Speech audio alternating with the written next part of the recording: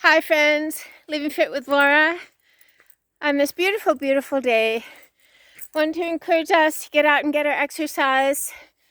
No matter the weather, no matter how we feel, let's say the prayer with me. Lord, I will not live in want today. I will continue moving forward to those things that lie ahead, putting behind me those things that lie behind. I'll continue moving forward. On this beautiful day, we decided to challenge ourselves and recognize one meal at a time, one snack at a time.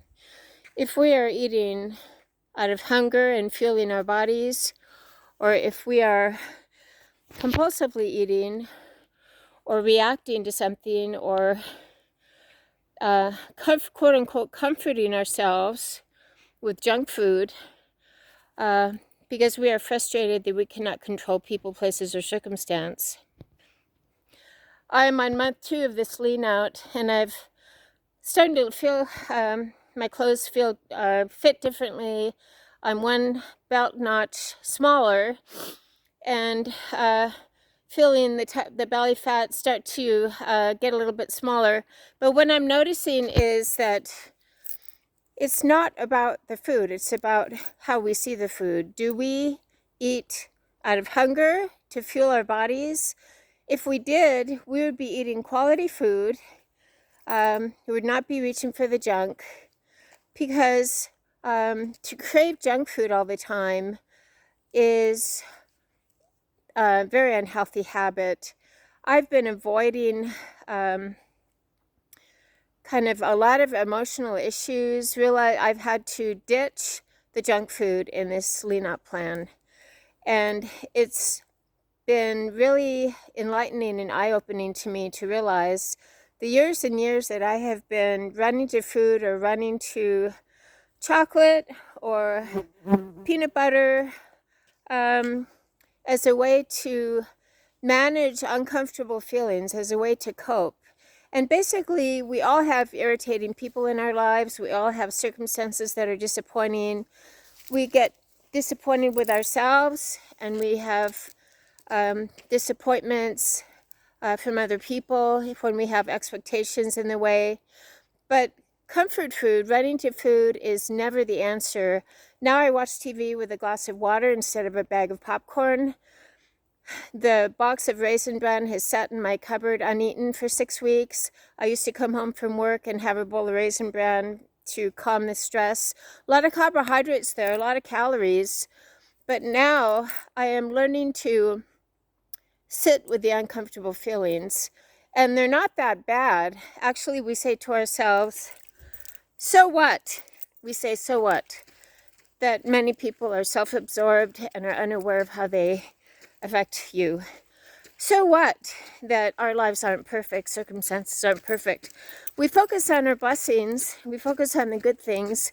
I've been teaching my friends this for years. We focus on the beauty, not the garbage. We say, so what? That we are disappointed, or that we feel this or feel that. We don't live by our feelings. I've been teaching my friends this for years. We continue moving forward to those things that lie ahead, putting behind us those things that lie behind,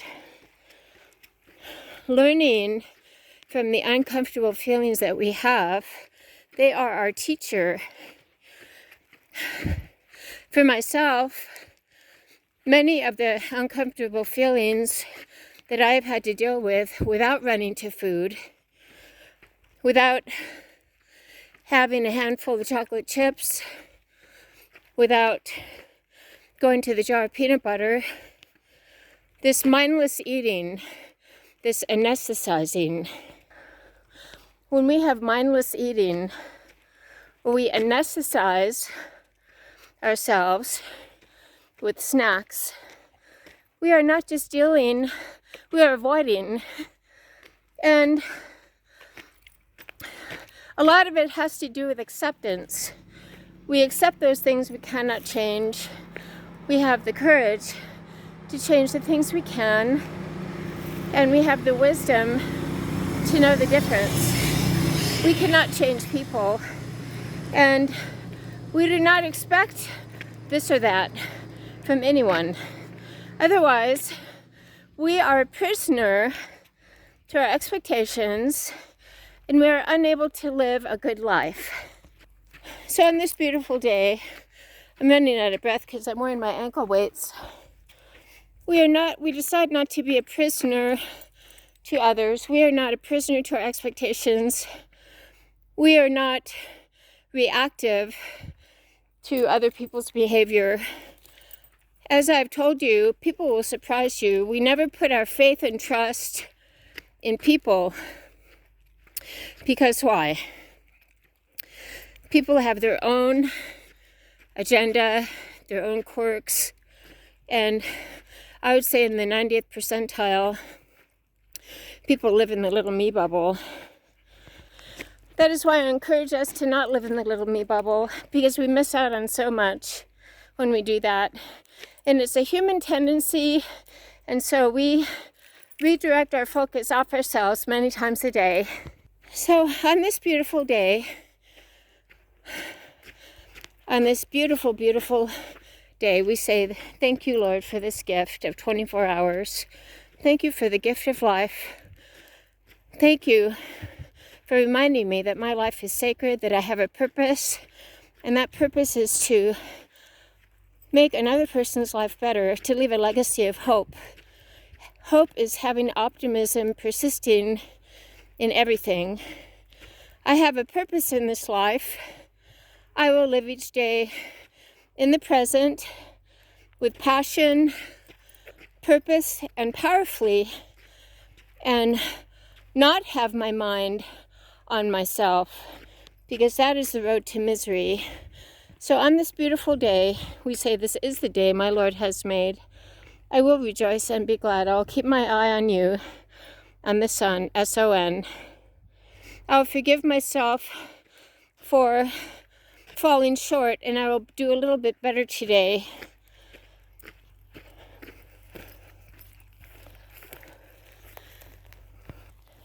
Get out of the sun here. It's very important for us to forgive ourselves.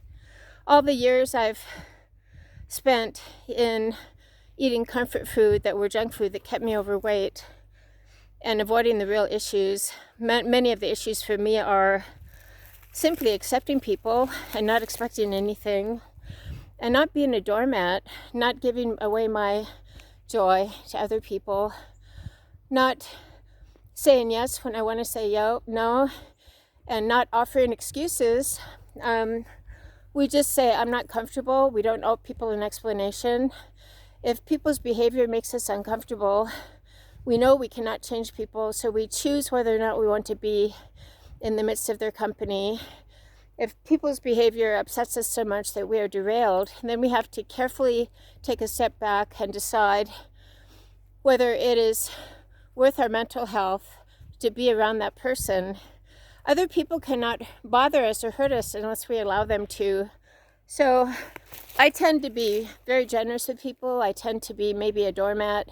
I don't confront unless I get to the point where I get really angry, and then it's more of an emotional type of confrontation. But when we are uncomfortable with someone and they are clueless, we can simply say one time, I am uncomfortable when this happens. We use I statements.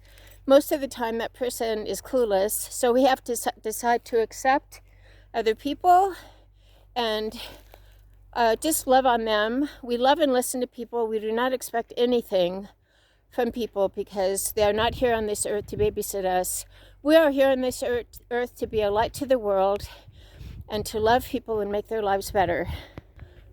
So living fit with Laura on this beautiful day, I will decide to eat my healthy foods that are on my Lean Out program. I have decided to not feel bad about things from the past. I have decided to rejoice in this day. I've decided to have my water and go about my day and forgive myself and forgive others. On this beautiful day, everybody get up and get your exercise. You don't have to wear ankle weights. I'm wearing these ankle weights and these hand weights to add resistance so that I can get a little bit stronger every day. Everyone, let's get our exercise. Let's live well today, living fit with Laura, to get and stay sane, stable, serene, and strong. Recognizing when we run to food or run to something else to deal with an uncomfortable emotion. Most of these coping strategies are really, really ineffective. Food, alcohol, drugs, adrenaline fixes in one form or another, they are not effective in helping us deal. So we simply accept other people, we accept ourselves, always wanting to be a little bit better. We keep our focus off ourselves and onto our living God, and we realize it's not about us. It's not all about us. The way people act is about who they are. If they act that way toward you, they probably most likely act that way toward everyone. It is not about you, so get over yourself. So on this beautiful day, I'm going to start running with my ankle weights. I'm going to have a great day. My dog sees something. I'm going to have a great day. Who would like to join me living fit with Laura? I'm proud of you.